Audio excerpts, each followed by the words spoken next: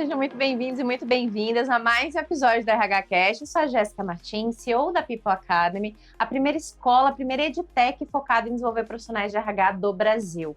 Para quem não conhece, a gente está deixando aqui na descrição e também um QR Code para você acessar e ser membro aí dessa escola que tem tantos conteúdos para você se desenvolver como um profissional de RH. Hoje a gente vai falar sobre o futuro do trabalho, o especialista que nós trouxemos, nós convidamos, inclusive a Flash que nos indicou, é o Fabiano Rangel. Seja muito bem-vindo, Fabiano. Se apresenta para a gente, conta um pouco da Leão. Muito obrigado, Jéssica. Muito obrigado por me receber aqui. Bom, para começar essa conversa, deixa eu contar um pouquinho quem eu sou. Sou Fabiano Rangel, 43 anos, casado, diria que um dos principais formadores hoje para mim é o meu filho de 6 anos, assim, uma experiência fantástica ter essa oportunidade. Ele está te desenvolvendo? Muito, muito, todos os dias. Acabei de gravar aqui com uma pessoa que falou a mesma coisa, você acredita? Todos os dias. Até para pessoas que têm um perfil, acho que mais próximo do meu, enfim, na minha vida toda eu sempre fui muito controlado, muito planejado, tentando ser sempre muito organizado. Filhos tira, né? Tudo isso. Pois é, a gente depois que tem um filho descobre que enfim, a vida é o que é enquanto a gente segue fazendo planos, né? Eu brinco que eu tenho uma agenda muito bem organizada, da hora que eu acordo até a hora que ele acorda. Depois tudo pode, de certa forma... Depois da hora que ele dorme até a hora que você dorme, ponto, né? Mais ou menos isso. Muito bom. Mas do ponto de vista da minha trajetória profissional, eu sou advogado de formação, mas sou uma pessoa extremamente curiosa, uma pessoa extremamente movida a conhecer mais coisas, então eu não parei por ali, acabei fazendo outras especializações, entre elas em sociologia, depois em marketing, inovação. Eu comecei minha trajetória profissional muito voltado para a área de sustentabilidade, passando por algumas organizações, em particular instituições financeiras, depois setor elétrico. Depois eu voltei muito para uma área institucional, a formação jurídica me ajudou muito sobre isso, junto com a parte de sociologia. E hoje eu respondo como Head de Desenvolvimento Organizacional e Institucional na Leão Alimentos e Bebidas. Essa é uma caixa que a gente criou que olha muito para todos os serviços transacionais de apoio direto à organização, entre eles o próprio RH, a área de tecnologia e informação, o jurídico, toda a área de comunicação, relações institucionais e a própria agenda de ESG. A Leão, só trazendo um pouquinho de contexto, Jéssica, para ajudar a gente a formular aqui um pouco mais o entendimento, é a chamada, né, que todo mundo conhece como Mate Leão, a gente a chama de Leão Alimentos e Bebidas, essa é a razão social da empresa. É verdade, todo mundo chama de mas Mate Leão. Quando você fala Leão, às vezes você precisa explicar, você fala Mate Leão, já resume bem. Mas é uma empresa centenária, a gente completou esse ano 122 anos de existência. Ela se integrou ao sistema Coca-Cola nos anos 2000, né, então ali por volta de 2007 a gente passou a fazer parte do sistema Coca-Cola, ampliando um pouco mais nosso espectro de atuação. Hoje é líder de mercado, voltada para a parte de chás, especificamente a unidade que eu trabalho, a gente é dedicado à parte de chás e infusões. Então me responde, por que não tem Mate Leão de limão gaseificado em Belo Horizonte? Você consegue me responder? Que eu tenho que ir lá para o Rio de Janeiro e parar num lugar específico para comprar o lote e trazer para Belo Horizonte, então em São Paulo, né? Você consegue me explicar? É uma questão de abastecimento de mercado, né? Acho que talvez você tenha essa predileção, né? E não necessariamente ali boa parte dos mineiros ainda não descobriram esse sabor, porque de fato eu também adoro. E eu só descobri no Rio de Janeiro, viu? Mesmo, assim, nenhum outro lugar. Eu sempre, quando eu levo, a galera adora. Então é o mercado, viu? Muito Pode ir que é o mercado. Inclusive, esse é um grande desafio que a gente tem hoje, que é essa construção de hábito. Como eu falei, uma empresa centenária e que assumiu o desafio nos últimos anos de estar constantemente inovando, né? E a gente está inovando justamente para trazer uma perspectiva diferente sobre o hábito de consumo de chás. Né? Então, acho que esse é um pouco do nosso desafio, e isso diz muito quem somos hoje, muito com esse olhar mais inovador sobre o desenvolvimento do negócio, ainda que seja uma empresa centenária, ainda que atuando num mercado bastante tradicional, ainda que seja uma organização que ela é majoritariamente industrial, é uma indústria de transformação, quase 70% do nosso quadro de funcionários hoje diretos, na ordem de 700 pessoas ali, está baseado na indústria. A gente tem uma parcela que está capilarizada Brasil todo, que é toda a nossa estrutura comercial. E fábrica própria? Fábrica própria. A gente opera com 2 fábricas no Paraná, uma na região próxima ali Curitiba e outra mais no interior. Mas a gente atende, né, brinca que a gente atende da Arapuca Chuí, porque a gente tem a extensão em todo o território nacional, partindo de toda a produção que acontece ali no Paraná. Então, assim, é muito interessante ver uma organização dessa natureza por toda a tua história secular, muito calcada, inclusive, em transformações disruptivas. Uma pequena curiosidade, mas super interessante. Ela foi fundada em 1901. Em 1907, ela teve uma transição de gestão onde o fundador, o Augustinho, acabou falecendo prematuramente e a Maria Clara acabou assumindo. Então, foi uma das primeiras mulheres empreendedoras a assumir uma indústria nesse período. Então, isso Filha, também, esposa, esposa. esposa, isso mexeu muito com todo o desenvolvimento da organização e que, de certa forma, ainda está muito calcado nos nossos valores, principalmente quando a gente fala de diversidade e inclusão, são valores muito próximos. Tanto é que hoje mais de 60% do nosso quadro funcional é composto por mulheres. Que massa. Então, e hoje a gente tem quase 50% já de mulheres em posição de liderança, desde todo esse contexto de organização. Muito bom. Então, E foi algo desde lá, assim, já é algo que está bem na cultura real? Ou isso tem um quê de atualidade, assim, de um assunto mais moderno? eu diria que tem uma preservação e um aprimoramento desse contexto todo histórico, né? A gente Perfeito. sempre teve uma população majoritariamente feminina, possivelmente muito puxado Sim, por este olhar já do empreendedorismo feminino como uma liderança, e isso foi se aperfeiçoando, foi se aprimorando, e hoje a gente tem isso como um valor dentro da organização, não só a questão da inclusão de gênero, obviamente, né, ou da diversidade, olhando com esse olhar para gênero, mas da diversidade como um todo, até porque é isso que a gente está falando, a gente tem uma multiplicidade enorme de chás e infusões que precisa, de certa forma, se conectar aos diferentes gostos, né, e hábitos e tudo mais. Então, isso tem nos ajudado a desenvolver o negócio de uma forma bem interessante. muito bom. Queria falar um pouquinho mais sobre diversidade e inclusão. Isso que você trouxe é muito legal, mas não é a nossa pauta aqui. Mas vocês percebem a sutileza do produto chegar a todo mundo e a importância de ter todo mundo dentro de casa para desenvolver um produto que é para todo mundo, né? Então, assim, é uma pauta extremamente estratégica e importante, né? A Sim. gente trazer isso para nossa consciência. Fecha aspas. O nosso assunto aqui é sobre o futuro do trabalho, né? E eu quero começar entendendo a sua visão sobre isso e o quanto que, na sua percepção, o RH ele está descolado, ele está distante daquilo que você entende que é o futuro do trabalho hoje. Legal, Jéssica. Eh, Essa é uma discussão que tem me motivado muito há já algum tempo, né? E em particular porque como eu venho de uma carreira muito multidisciplinar, né? Eu acredito muito no trabalho como algo que a gente acaba se empenhando para a gente entregar o melhor do nosso potencial e se desenvolver a partir disso. Claro, existem as suas especialidades, elas vão, de certa forma, se compondo dentro da dinâmica do trabalho das pessoas, mas essa visão mais holística sobre, né, o que que a gente está agregando de valor a partir de um determinado negócio, ou a partir de uma determinada zona de contribuição, diz muito sobre isso. E, particularmente, quando a gente faz um corte temporal entre o mundo de hoje, o mundo de ontem e o que se espera para frente, essa discussão sobre o futuro do trabalho fica ainda mais presente, em particular porque o mundo de hoje já é bem diferente de ontem, né? Estou sendo um pouco redundante nisso, mas é um fato concreto. E para frente ele vai estar muito calcado em modelos híbridos. E aí quando eu falo de modelos híbridos, não é só a forma ou o espaço ou o local de trabalho, né? Eu vejo hoje cada vez mais inexorável essa interação entre o ser humano, né, e a realidade computacional, as máquinas de um modo geral, ela vai ser cada vez mais presente, né? Então isso mexe muito com a forma como a gente aprendeu, de certa forma, a se organizar para o trabalho. Até o consumo, né?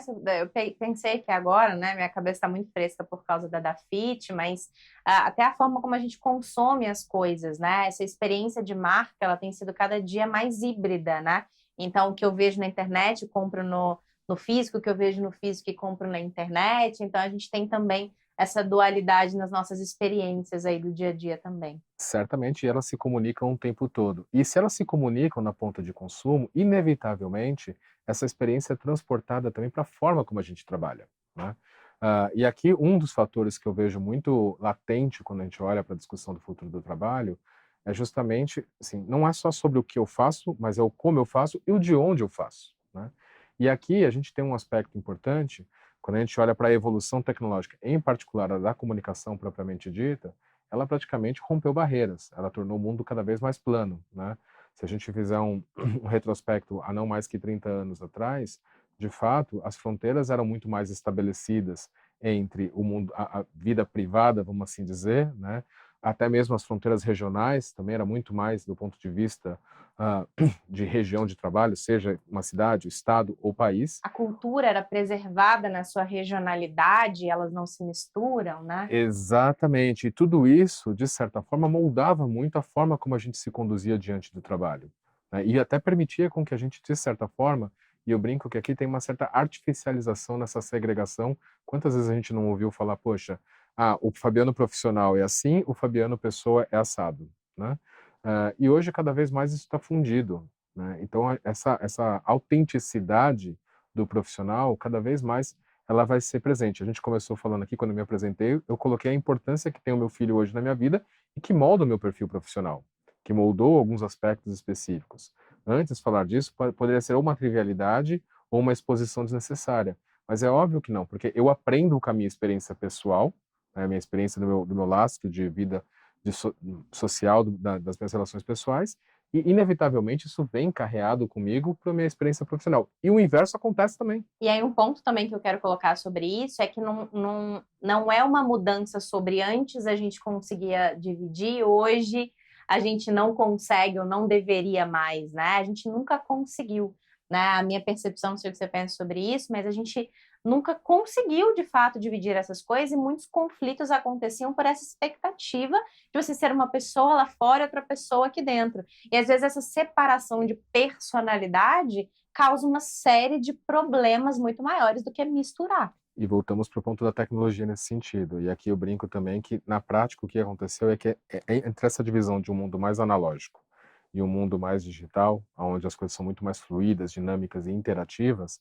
é que literalmente é como se você fizesse uma analogia. Você descortinou, né, um palco onde você tinha um espaço onde as pessoas se apresentavam e você tinha o camarim, o staff e tudo ali que estava preservado por uma cortina.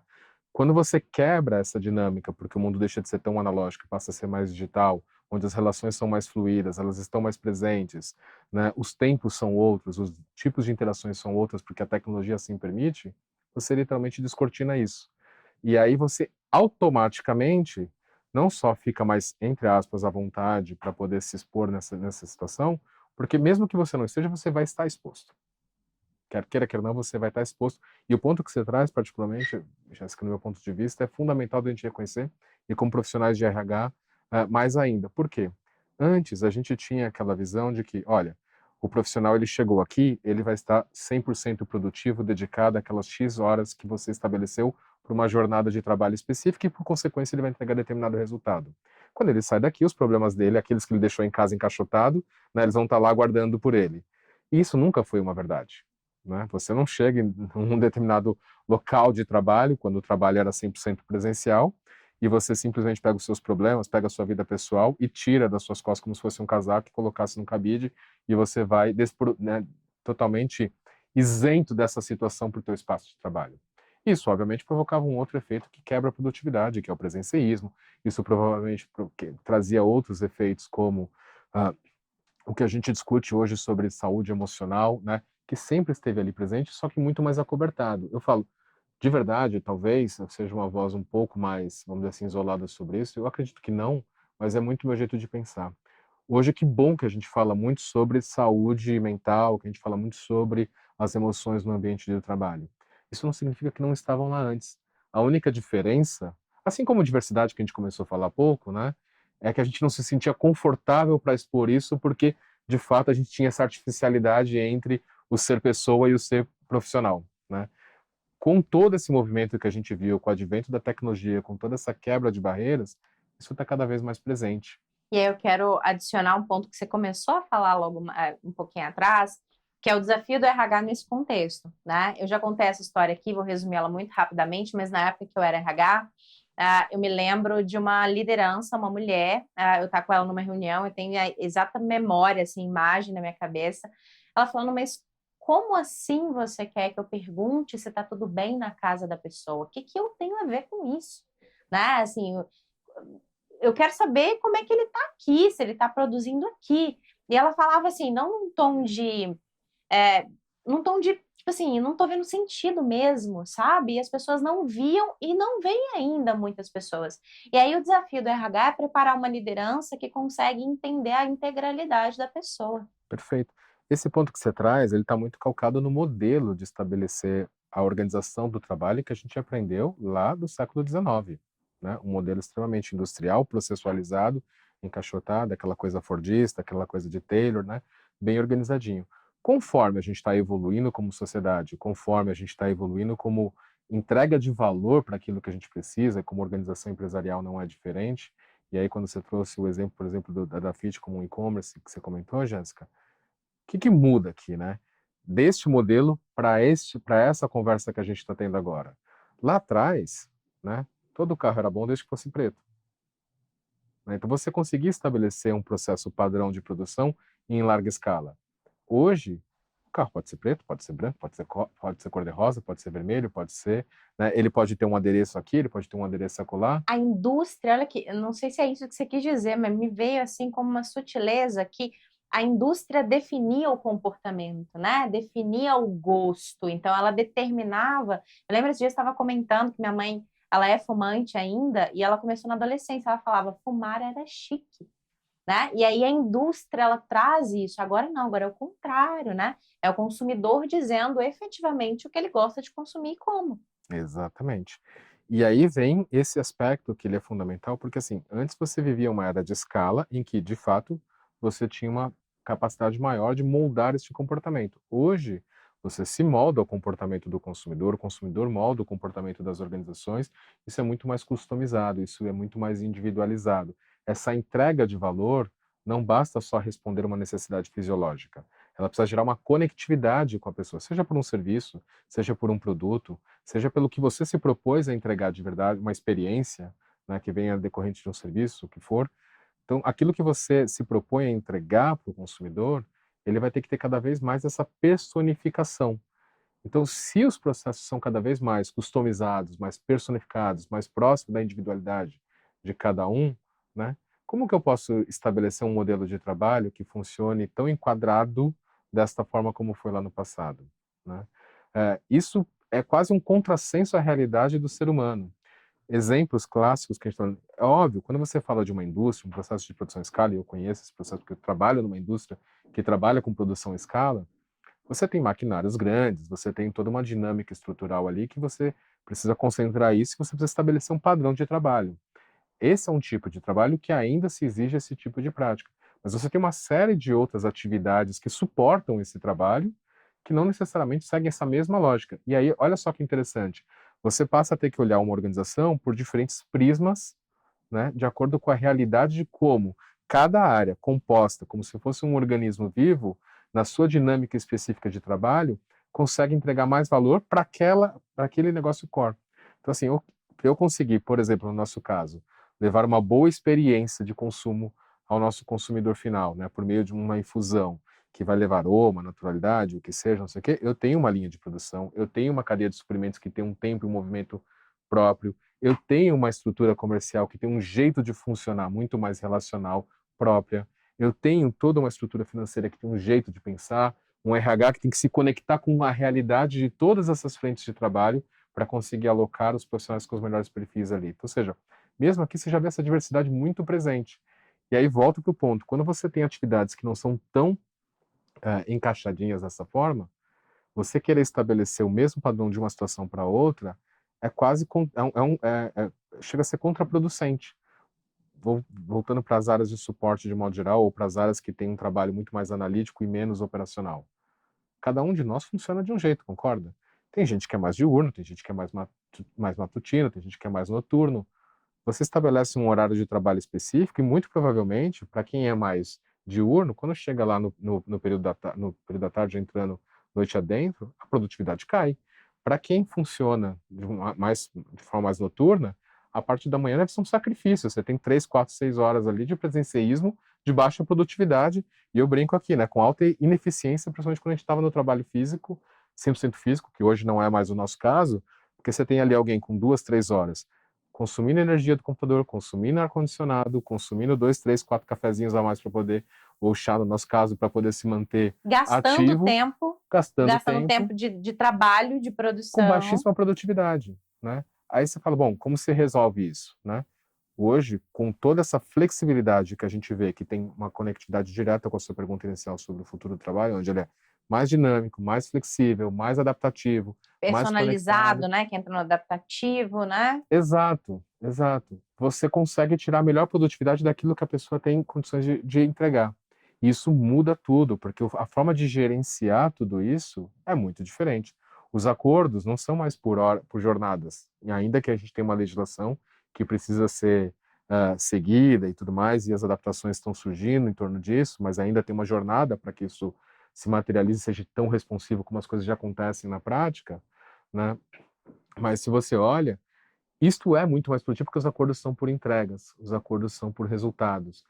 E essas entregas e resultados não são mais só assim, eu preciso fazer isso porque eu preciso entregar alguma coisa para comprovar. Não, isso precisa fazer sentido, isso precisa gerar valor. Olha o que a gente ganha de eficiência nessa dinâmica, né? Então, o futuro do trabalho, ele tem uma tendência a ser muito mais endereçada para isso, muito mais assíncrono, muito mais flexível, muito mais dinâmico, muito mais fluido. Arrisco dizer até que ele vai ser muito mais sobre, de fato, um trabalho e muito menos sobre emprego. Porque as pessoas vão se conectar ao seu vínculo, da sua mais-valia, aquilo que de fato ela entrega, por perspectivas muito diferentes do que a nossa geração, a minha geração em particular, aprendeu nesse vínculo de emprego. Vamos falar sobre o assíncrono, acho que é um ponto interessante, que ele esbarra ali também no conceito do híbrido, eventualmente ele se encontra, mas a gente pode também estar falando de coisas diferentes. Eu vejo muita dificuldade das pessoas nesse assíncrono, sabe? Assim, de não estar falando no mesmo tempo, desenvolvendo no mesmo tempo, numa reunião resolvendo um problema ao mesmo tempo. As pessoas não conseguem gerir isso, assim, sabe? Como que você acha que esse futuro do trabalho com característica assíncrona muda o trabalho do RH? Eu acho que, em particular, volto para o ponto dos acordos, né? O ponto central aqui, para mim, primeiro, a gente precisa entender o que está mudando, né? Então, assim, quando a gente olha para o trabalho, por que o trabalho síncrono funcionava muito bem? Você forçava para que todo mundo estivesse numa determinada região, num determinado horário e tal. Fazendo uma determinada coisa de um determinado jeito. Perfeito. Não necessariamente isso era a forma mais produtiva, até por tudo que a gente já disse aqui. Você permite, inclusive, muito mais interrupções, né? Porque você não conseguia programar tanto. E assim, poxa, eu até brinco, você estava lá na tua mesa trabalhando, querendo se concentrar em algo que exigia um nível de concentração, porque era um trabalho mais analítico, teu telefone tocava, você fala, não vou parar porque eu estou concentrado nisso. Aí se a pessoa acha que isso é realmente muito importante, ela dava a volta na baia e ia lá, e quando você tomava um susto com a pessoa nas tuas costas, né? Tudo bem, hoje o Teams já cumpre esse papel, né? O Teams ou qualquer outra plataforma de conexão. Você está ali trabalhando, daqui a pouco o negócio fica pipocando, você precisa, olha, desculpa, eu estou terminando tal coisa, você até tem o espaço de colocar em ausente. Mas, enfim, que tem a ver muito com esse sincronismo das expectativas que precisam ser gerenciadas. Então, aqui eu acho que a primeira mudança que é necessária para isso funcionar muito bem, Jéssica, é ter bons acordos, é ter bons rituais, né? Então, assim, olha, qual é o meu tempo de trabalho, eu comigo mesmo, com aquilo que eu preciso produzir? Qual é o tempo de trabalho interativo? E, claro, cada função também vai exigir mais ou menos sobre isto. E isso pode ser colocado até no job description. Estou pensando aqui, né? Pegando essas características do que faz parte aí do futuro do trabalho, o que a gente consegue deixar mais claro possível, né? Então, talvez a gente possa trazer algum tipo de indicativo, um mapa de calor, onde o tanto que a tua função ela pode se dar no assíncrono, o tanto que ela não pode, que seja minimamente talvez um teste, né? Se você estiver tendo algum tipo de problema com isso na empresa, pode fazer um teste. Mas sabe o que eu acho mais curioso de tudo isso? Né? A gente fala, poxa, tem uma certa dificuldade da gente trabalhar no ambiente assíncrono, mas assim, hoje, até pela evolução tecnológica, pela forma como a gente está se apropriando dela, a gente já funciona assíncrono. A nossa vida pessoal já funciona assíncrono. Se a gente fizer uma rápida reflexão no seu dia a dia, quantas mensagens de WhatsApp você envia para alguém? Quantas mensagens de Teams você envia para alguém? Quando que você programa, por exemplo, resolver alguma questão sua bancária que você vai lá e usa o teu aplicativo bancário? Antigamente, essa possibilidade não existia. Você precisava de uma determinada resposta, você tinha que, naquele tempo de horário de funcionamento da agência, se dirigir lá. Você precisava falar com alguém que você entendia que era importante, você ia lá e ligava.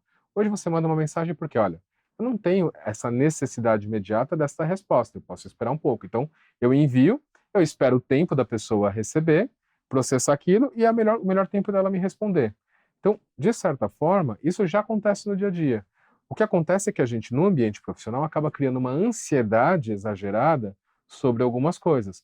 Sim, eu posso estabelecer um horário core que eu falo, olha, para tal dia, para tal semana, para tal momento do mês, tal não sei o quê, em que isso se torne mais importante, a gente vai reservar esse período para a gente fazer esse encontro, seja ele no modelo híbrido, no modelo virtual, seja ele no modelo presencial, seja ele no modelo híbrido, porque a pauta aqui é essa e ela exige essa troca real time, ela exige essa troca em tempo real ali para a gente já tomar decisões rápidas. Outras coisas do dia a dia, eu consigo fazer justamente esses acordos. Olha, eu estou fechando o relatório X, eu estou fechando a apresentação Y, eu estou fechando o prospecto de negócio ABCD, eu preciso dessa informação e ela chegando para mim até sexta-feira está tudo certo.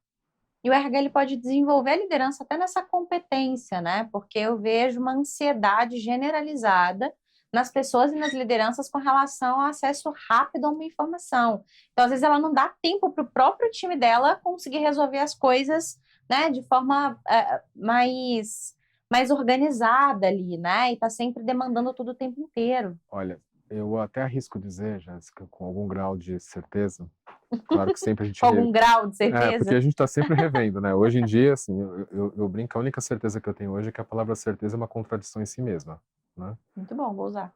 Porque, assim, o que é hoje, você aprende que amanhã pode ser diferente.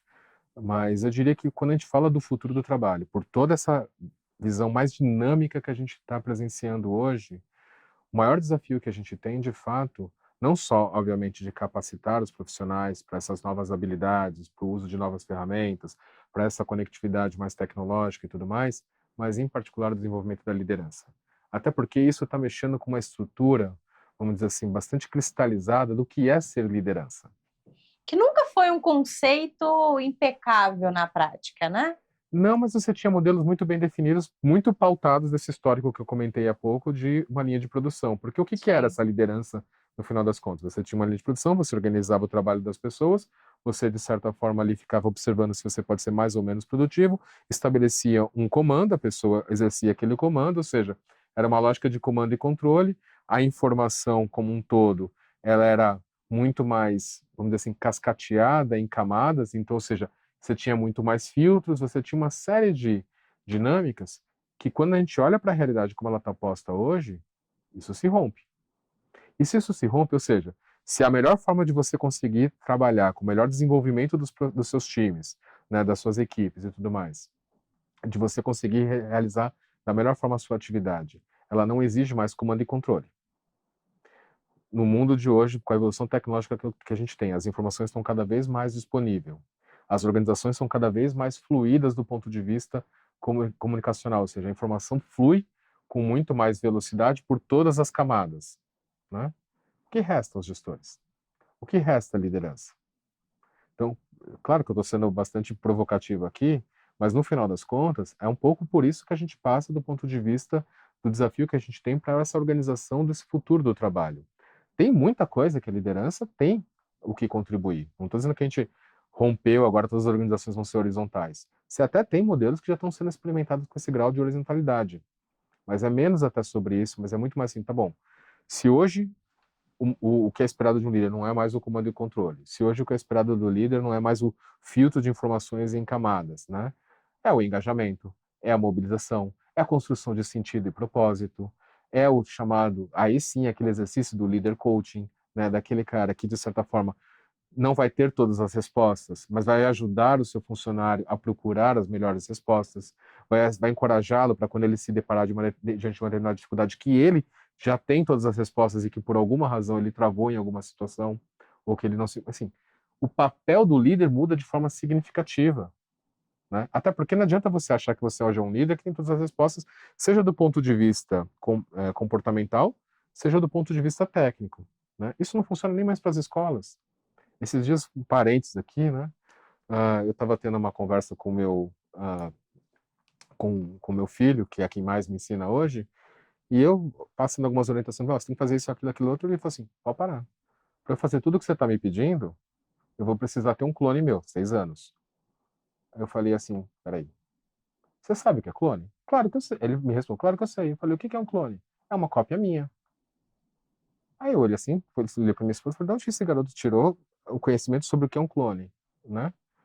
Aí ela falou, da escola. Eu falei, já aposto que não. Eu falei, de onde você tirou o conhecimento do que é um clone, Gael? Do YouTube. Então, o conhecimento o que eu quero dizer no final das contas é que o conhecimento está posto. Isso faz parte do futuro do trabalho. Não adianta mais eu acreditar. Está mais distribuído, né? Está mais distribuído, ele está disponível. Então, as pessoas que têm o interesse, elas vão buscar. Então, se você achava que você tinha uma perícia que era só sua, do ponto de vista técnico, e era por isso que você era um gestor, sinto muito em dizer, mas essa situação, ela está mudando cada vez mais.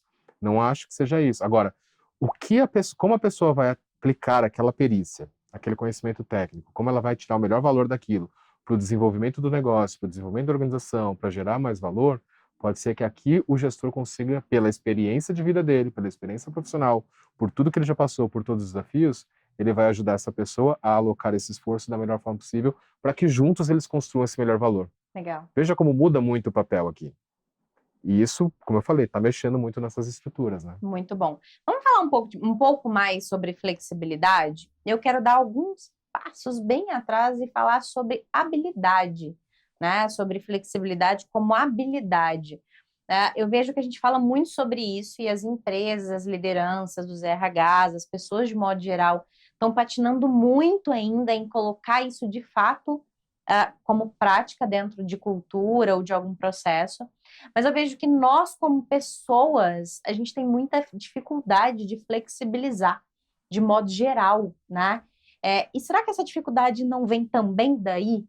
Que nós somos pouco maleáveis com relação à nossa cultura, crença, valores, opiniões e uma série de coisas. E antes de desenvolver flexibilidade, a gente tem, na verdade, que desenvolver a nossa capacidade de entender que o que a gente sabe não quer dizer que é o que a gente sabe, que assim, tudo muda o tempo inteiro, que o que a gente acha não é uma verdade, tem outras coisas antes disso. Conseguiu entender mais ou menos onde eu quero chegar? O que você acha disso? Eu diria que, assim, o principal elemento que a gente precisa ter para evoluir num nível de flexibilidade, que é o que, de certa forma, todo mundo deseja e está muito conectado com tudo isso que a gente falou, chama-se confiança. E aqui pode parecer um paradoxo, mas a premissa básica, e lá na Leão a gente tem trabalhado cada vez mais nessa perspectiva, a gente tem buscado cada vez mais flexibilizar o modelo de trabalho, para justamente ele se tornar cada vez mais adaptativo à forma como as pessoas conseguem entregar mais valor. E numa empresa centenária está tendo sucesso? Bastante. Vou pedir para você contar então isso depois. Bastante. E já te respondo isso de forma bastante pragmática. Legal. Nos últimos 5 anos a gente tem crescido a 2 dígitos ano. Uau. Avançando com toda essa flexibilidade. Legal. Né? E depois a gente pode até falar um pouquinho mais sobre isso, mas assim, acho que é um número que ajuda a demonstrar minimamente que funciona. Que funciona, né? Mas por que eu falei que o elemento confiança é fundamental nesse processo? Associado a alguns outros, mas o confiança é um ponto de partida essencial e, como eu falei, pode até parecer um paradoxo, mas para você trabalhar bem a flexibilidade, você tem que trabalhar bem a responsividade. Para você trabalhar bem a responsividade, ou seja, aquele accountable que a gente está falando, ou seja, como eu me sinto efetivamente responsável pelaquilo que eu faço e como aquilo que eu faço está entregando valor para o que a organização se dispôs a fazer e que a gente fez acordos muito claros ali de como a gente constrói o desenvolvimento do negócio, né? Então, quanto maior a flexibilidade de um lado, mais você, de certa forma, está dizendo assim, eu quero que a gente consiga fazer o melhor da melhor forma que a gente consegue fazer. Por outro lado, eu espero que você se comprometa com isso. A expectativa sobre o comprometimento passa pela confiança, inevitavelmente, né? Então, a confiança, para mim, é o elo central aqui. E dou um exemplo muito prático de como isso é presente. O ano passado, inclusive, enfim, aqueles team builders de liderança, a gente estava conduzindo um processo lá, e uma dinâmica muito interessante, assim, nada de novo na Terra de Alice, mas a praticidade daquilo ajudou o time a entender muito bem isso. A gente fez aqueles exercícios de você montar um cubo em 3 dimensões, com quase 30 pessoas ali, com os olhos vendados. Então, o exercício foi justamente isso. Você precisa pegar um cubo, montar ele com madeiras, né? E até aí estava fácil. Você vai pegar as madeiras, vai se organizar ali e tal, você vai montar.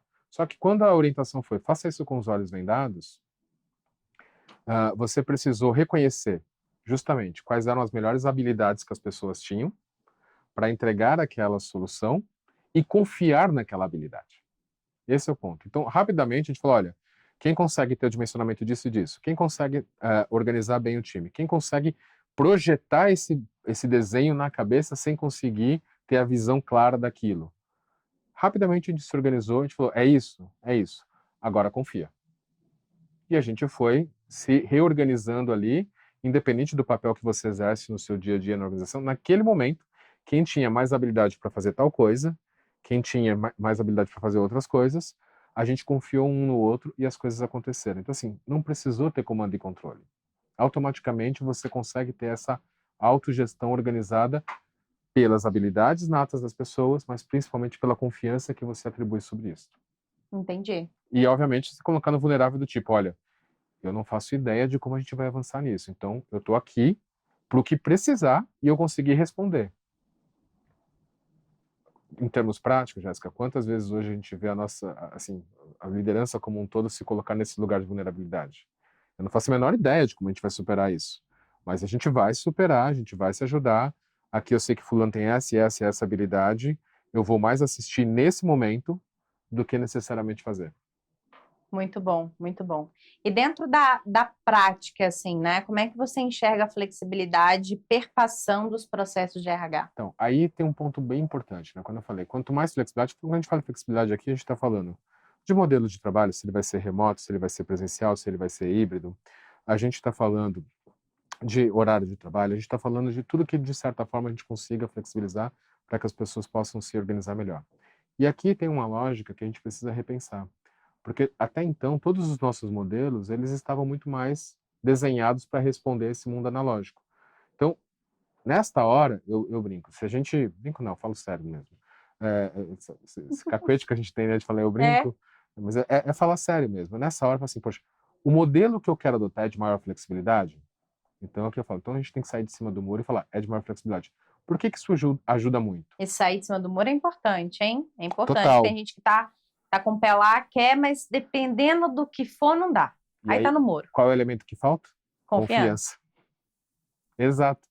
Né? Então, nessa hora, eu falo assim, é isso. E eu acredito que é isso. Então, eu vou fazer esse modelo dar certo dessa forma. Por que isso é importante? Porque você repensa o todo.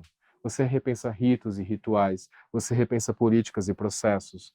Você organiza Comunicação, a desenvolvimento, comunicação, habilidade, tudo.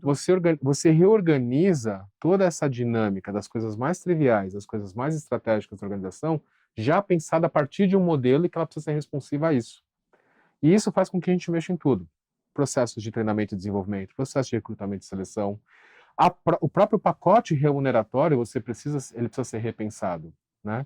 Porque se você traz esse grau de flexibilidade, por exemplo, hoje a gente contrata pessoas que não necessariamente residem onde a gente tem estruturas físicas de trabalho.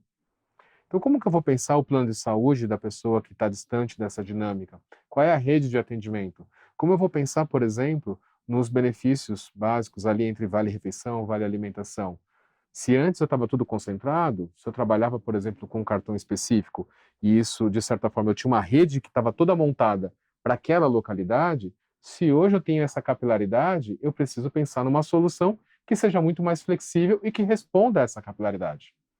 Então, quando eu falo que a hora que você sai do muro, você revisita o todo, você desmonta as verdades que até então eram, né, cristalizadas, insubstituíveis, e aí sim você consegue entregar um pouco mais de valor na perspectiva do funcionário, na sua realidade. Voltamos para o ponto do reconhecer a individualidade de cada um. Muito bom. Eu queria que você trouxesse também, dentro dessa linha né, de toda essa flexibilidade, cultura do trabalho, a gente falou sobre personalização, o que mais que a gente falou de característica síncrona?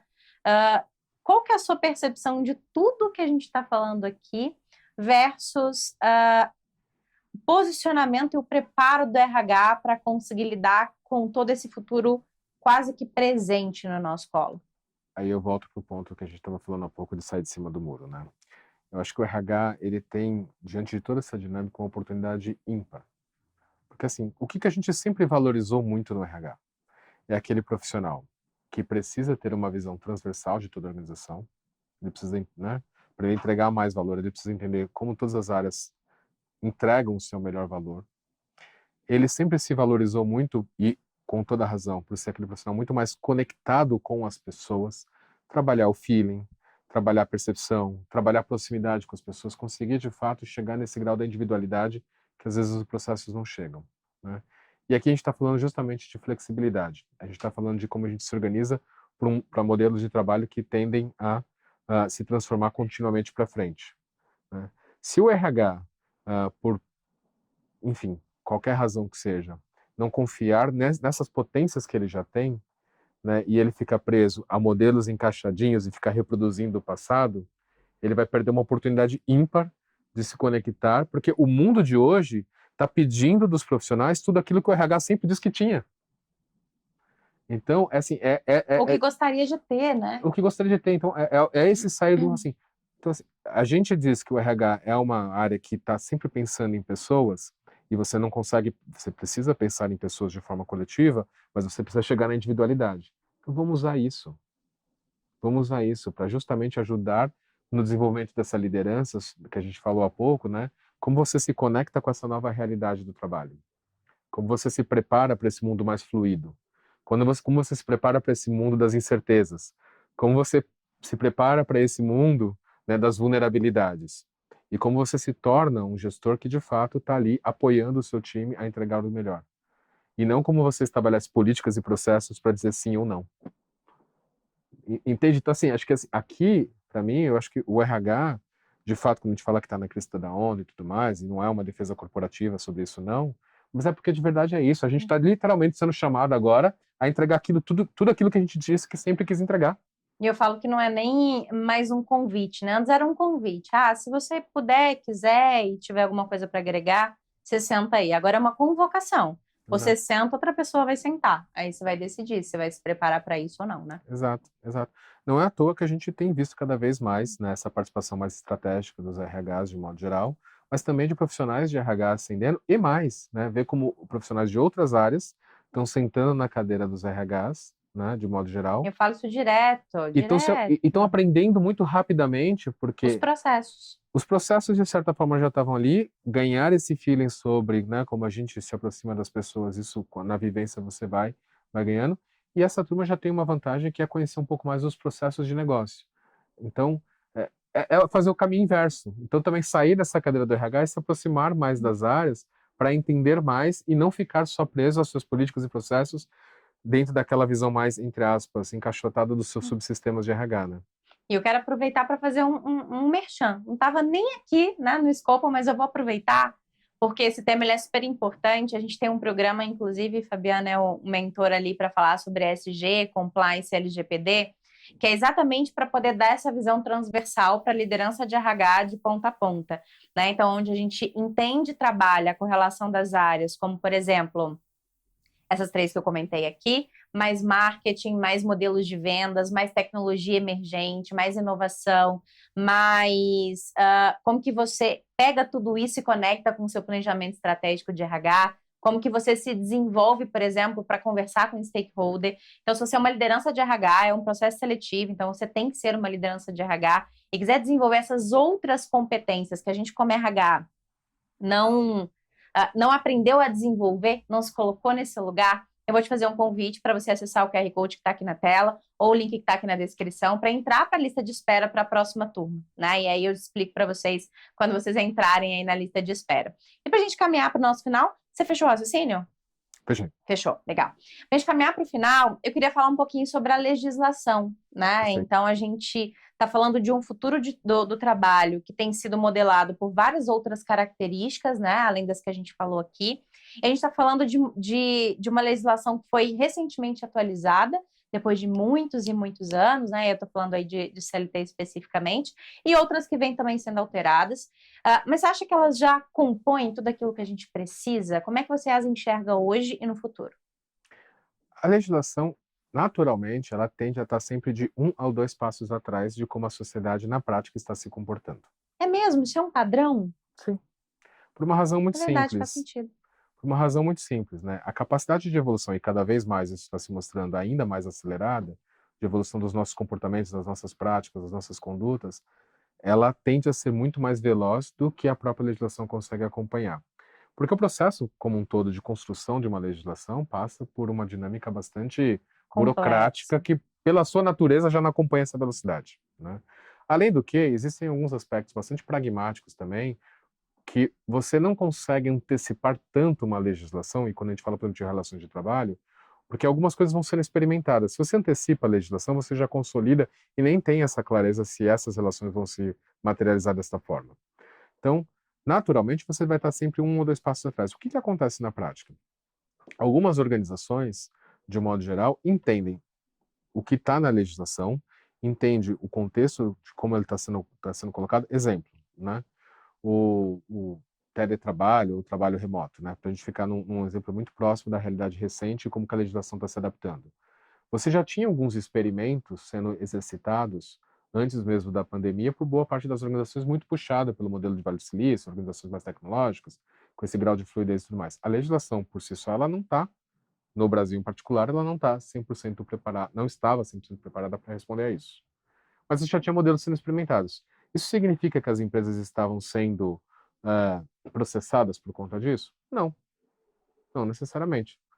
As empresas que faziam um uso oportunista, né, ou os gestores que eventualmente faziam um uso oportunista de uma situação dessa natureza e que, de certa forma, de fato, acabavam lesando direitos dos profissionais naquela relação mais varejo, essas organizações ou esses profissionais acabaram entrando com as suas contendas trabalhistas ali contra contra essas empresas. De qualquer forma, depois veio a pandemia e tudo se adaptou muito rapidamente. Mas não é porque assim, da noite para o dia a gente descobriu isso. Isso já estava acontecendo. Né? Obviamente que depois veio um cenário novo, acelerou esse processo. Então, naturalmente, isso acaba acontecendo. Então, existe sim uma preocupação, e ela é legítima, das organizações de modo geral, dos gestores, dos tomadores de decisão, do tipo, eu vou fazer exatamente o que está na legislação e até com algum grau de resguardo maior. Ok. Existem casos que falam, não, eu vou experimentar alguns novos modelos respeitando o princípio básico do que eu não vou gerar de prejuízo nessa relação de trabalho. Muito pelo contrário, eu vou agregar muito mais valor. Quando você parte para um modelo dessa natureza, você consegue experimentar novas práticas e, com isso, forçar a mudança da legislação, porque você vai mostrando que isso dá certo. Né? Então, a gente vai viver sempre nessa dicotomia aqui. Nesse né? risco, né? De lá e de cá, não é? Exato. Então, exige sim um grau de coragem, exige um grau de confiança naquilo que você está fazendo, para que de fato você estabeleça relações que gerem valor. Quando você, no caso do trabalhista em particular, quando você gera relações com a sua massa de funcionários, que está de fato gerando mais valor para aquele funcionário, dificilmente você vai ter uma contenda trabalhista. Quer dizer que você não vai ter? Fazendo tudo certo, você ainda tem. Então, assim, se bobear, tem até mais quando você está fazendo certo, dependendo da relação que tem com a liderança e com outras coisas, do que o contrário. Então, qual é o trade-off disso, né? Se eu acredito nisso, se o que eu estou fazendo busca ajudar o negócio a se desenvolver mais, gerar mais valor para os funcionários, né, dentro dos limites das possibilidades do que você consegue analisar com risco assumível, por que não avançar nessa direção? Porque, do contrário, mesmo fazendo tudo de uma forma extremamente conservadora, você não está isento, porque, obviamente, pessoas são pessoas, cada um tem a sua individualidade, cada um tem suas necessidades, A e em algum justiça tem momento... interpretação, querendo ou não. Exato, exato. Não estou dizendo aqui, por favor, tá? Não estou dizendo aqui, não cumpra nada disso. É só dizer assim, busque aquilo que você encontra algum respaldo na legislação, que você faça uma análise de risco sobre isso, que você entenda para onde você consegue evoluir, justamente para provocar as mudanças. Você pode fazer movimentos diferentes também, você pode ir para movimentos de articulação, sindicato e tal. E hoje ainda tem uma grande vantagem nesse aspecto. Eles estão mais Jéssica. abertos, de modo geral? Você Na consegue minha época hoje... era muito difícil, viu? Então, Na época depois de da reforma RH. trabalhista de 17 que a gente teve, né, você Então, foi consegue logo depois que hoje... eu saí, quase. Exato. Então, você consegue hoje avançar em algumas frentes negociadas com o sindicato, desde que você demonstre de fato que o que você está evoluindo gera mais valor para o funcionário e ajuda o negócio a se desenvolver. Porque, no final das contas, tudo bem, tem uma relação de forças ali, mas, em princípio, todo mundo tem a mesma intenção, que é fazer o negócio se desenvolver, consequentemente gerar mais valor para o funcionário. Ao gerar mais valor para o funcionário, em tese, você está ajudando o negócio a se desenvolver. Então, a intenção é a mesma, é que às vezes a gente não acha os melhores termos para fazer essa negociação. Não acho o melhor diálogo, né? Exato. A melhor forma de dialogar. E você sabe por que isso acaba acontecendo? Hum. Eu volto para aquele princípio básico que eu estava falando, confiança. Principalmente eu, que já sentei E em eu algumas volto para mesas... minha flexibilidade. Pois né? é. Eu já sentei em algumas mesas de negociação com o sindicato, né? Enfim, algumas não várias. E é impressionante que quando você quebra aquele paradigma básico de que você está já ali olhando para o outro como alguém que quer, de certa forma, levar uma vantagem, de sacanear ou que seja, enfim. Você parte do pressuposto de que é uma desconfiança, fica tudo mais difícil. Quando você fala, olha, as intenções são essas, como a gente acha os melhores termos para construir as intenções, É uma e outra você estabelece história. um elo de confiança, muda tudo. E aí você consegue, de fato, construir os caminhos dos consensos e das concessões. Muito bom. É muito mais por aqui. Muito bom. Fabiano, chegamos ao fim. Muito obrigada pelo seu conteúdo. Obrigada né, por todo o conhecimento que ele foi extremamente mais amplo do que eu imaginava e a gente conseguiu trazer vários insights, com certeza, super importantes para quem está nos ouvindo aqui. Obrigada de verdade. Queria que você deixasse uma mensagem final, assim, para os RHs que estão nos ouvindo, com relação a essa questão do autodesenvolvimento versus o que o mercado de trabalho, vou nem chamar de futuro nesse caso, tem exigido, assim, sabe, dos profissionais de RH. Perfeito. Eu acho que a palavra da ordem, né, é a gente se dispor a aprender, né? A aprender a desaprender. Isso vai ser um elemento central quando a gente olha para essa dinâmica, porque, como eu mencionei, o que a gente aprendeu, o que nos trouxe até aqui, certamente não será o que vai nos levar para frente. Então, ter essa disponibilidade de desaprender tudo o que a gente aprendeu para construir novos paradigmas vai ser fundamental. E aí volta para 2 pontos essenciais. A confiança do que a gente estabelece como organização com os nossos funcionários vai ser fundamental para fazer esses acordos. Porque no final do dia, e acho que eu resumo bem isso, Jéssica, por mais que às vezes a gente tenha dificuldade de estabelecer o processo A, B, C, D, o melhor acordo, eu parto sempre do pressuposto de que a gente tem que inverter uma lógica. Hoje, quando a gente olha para a realidade das organizações e da sociedade, é impressionante. Você já reparou como coletivamente a gente acaba construindo resultados que ninguém quer? Coletivamente, a gente acaba construindo resultados que ninguém quer. Prossiga, deixa eu entender. Quando a gente tem, por exemplo, relações de trabalho extenuantes, quando a gente olha para toda essa discussão de ESG, por exemplo, quando a gente vê esses desequilíbrios todos, isso está sendo produzido de forma coletiva. Uhum. São resultados que, no final das contas, ninguém quer, embora a intenção não seja essa. Então, o que a gente precisa? Estabelecer mesas de diálogos muito mais abertas, em que a confiança seja um elo central para que, coletivamente, a gente possa construir resultados que todos nós queremos apreciar. Espontaneamente. Espontaneamente. E aqui passa desse pressuposto de vamos nos, entre aspas, aqui, né, nos despir de determinados conceitos que já estão consolidados e que nos trouxe até aqui. Não quero abandonar, não. Nos trouxeram até aqui. Mas como a gente aprende esse novo do que a gente está vivenciando, para a gente construir coisas mais diferentes, né, mais inovadoras e mais conectadas com aquilo que nós queremos, como uma vida mais harmônica, segura, saudável, sustentável, emocionalmente equilibrada, que no final das contas é tudo isso que a gente quer. É isso que eu ia falar, todo mundo quer isso, Exato. em alguma medida, né? Exato. Muito bom. Novamente, muito obrigada pela sua participação. No LinkedIn você está como Fabiano Rangel. Fabiano Rangel. Muito bom. Então, a gente está deixando aqui também, né, o link dele na descrição para você conectar com ele e também está à disposição para tirar dúvida, né? Conversar um pouquinho mais. No mais, muito obrigada. Vou pedir para você aproveitar também me seguir nas redes sociais, no Instagram e no LinkedIn. Eu estou como Jéssica Martins _RH. Te vejo lá em todos os outros canais também. Até semana que vem. Tchau, tchau. Ei, você acabou de assistir mais um conteúdo aqui do RHCast no meu canal e eu tô aqui para te dizer que existem vários outros conteúdos incríveis para você maratonar. Inclusive, estou deixando aqui do lado 2 sugestões muito interessantes para que você consiga se desenvolver como um profissional de RH de alto impacto. Aproveitando, eu quero deixar 2 recados. O primeiro deles é para você que gostaria de se desenvolver como RH que realmente impacta o negócio em que trabalha. Hoje nós temos a maior escola de RH do Brasil, People Academy, e lá você consegue se desenvolver em 4 grandes carreiras. Se você está iniciando, se é especialista, liderança de RH ou quer empreender, são mais de 25 conteúdos para que você possa se desenvolver. E eu estou deixando aqui do lado um QR Code para você conhecer um pouco mais da plataforma. Aproveitando, eu quero te dar um outro recado que na verdade é uma sugestão, para que você conheça todos os apoiadores do projeto RHCast. É por causa deles que conteúdos de alta qualidade como o que você acabou de assistir chegam para você gratuitamente. No mais, aproveita bastante os conteúdos aqui do nosso canal.